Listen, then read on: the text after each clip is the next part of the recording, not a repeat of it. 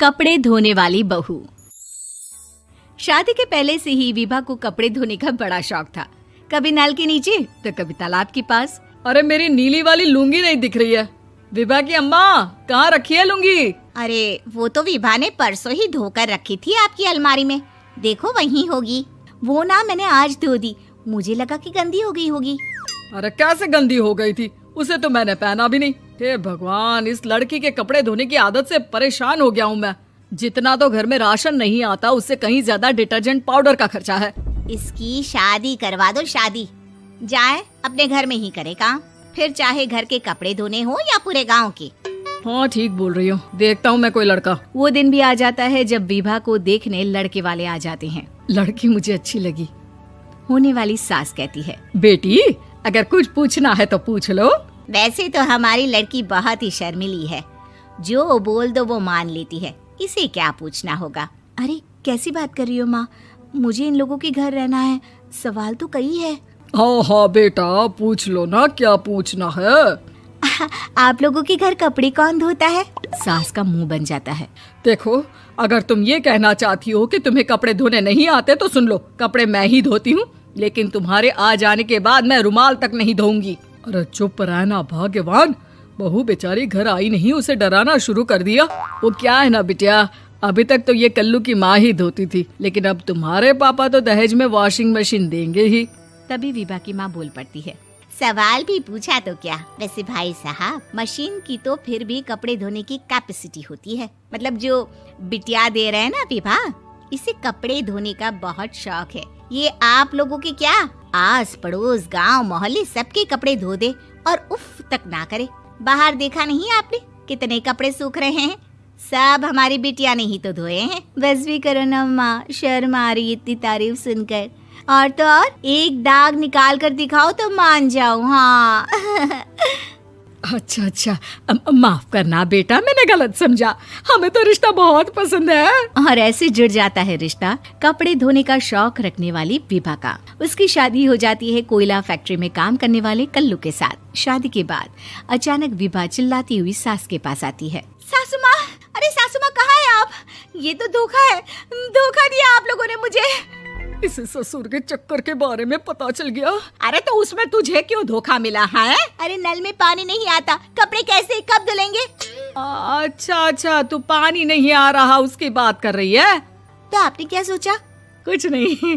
अच्छा हाँ, तेरी माँ ने कहा था कि कपड़े धोने का शौक है तुझे, याद आया मुझे। शौक शौक बोलकर कपड़े धोने वाले मेरे जुनून को कम ना आके सासू माँ, कपड़ा धोना मेरा गुरूर है।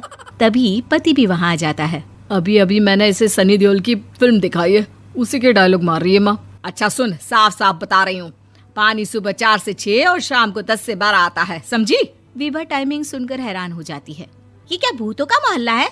सुबह 4 बजे उठकर कौन कपड़े धोता है? 4 बजे टंकी में पानी जाता है, फिर सारा दिन धोना ना, किसने मना किया?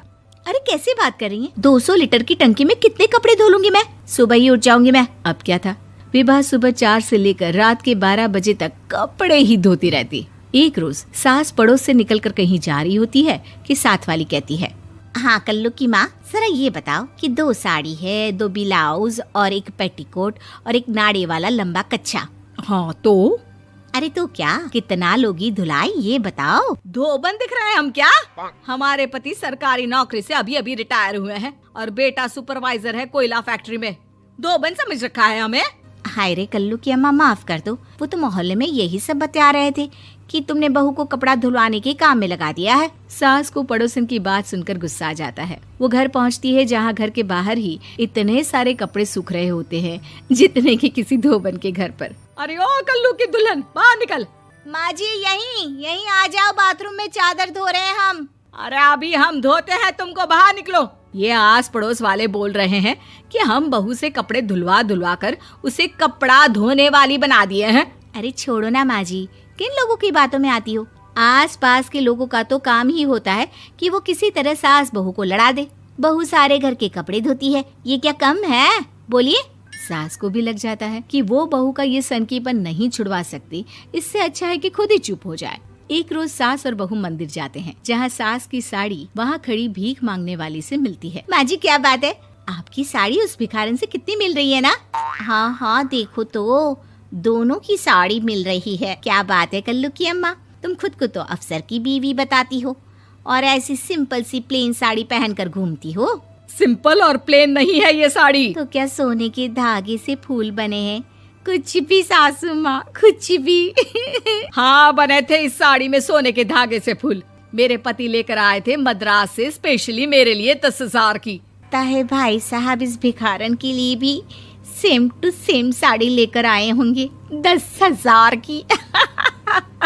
सास उस वक्त तो कुछ नहीं कहती, लेकिन बहू के साथ घर आती है और अलमारी से एल्बम निकाल कर लाती है। ये साड़ी देख रही है, ये वही साड़ी है जिसे मैंने अभी पहना था।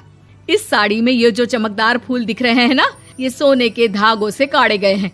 लेकिन तू लोकल वॉशिंग मशीन ब्रश से घिस घिस कर सारे फूलों को निकाल कर साड़ी प्लेन कर दी।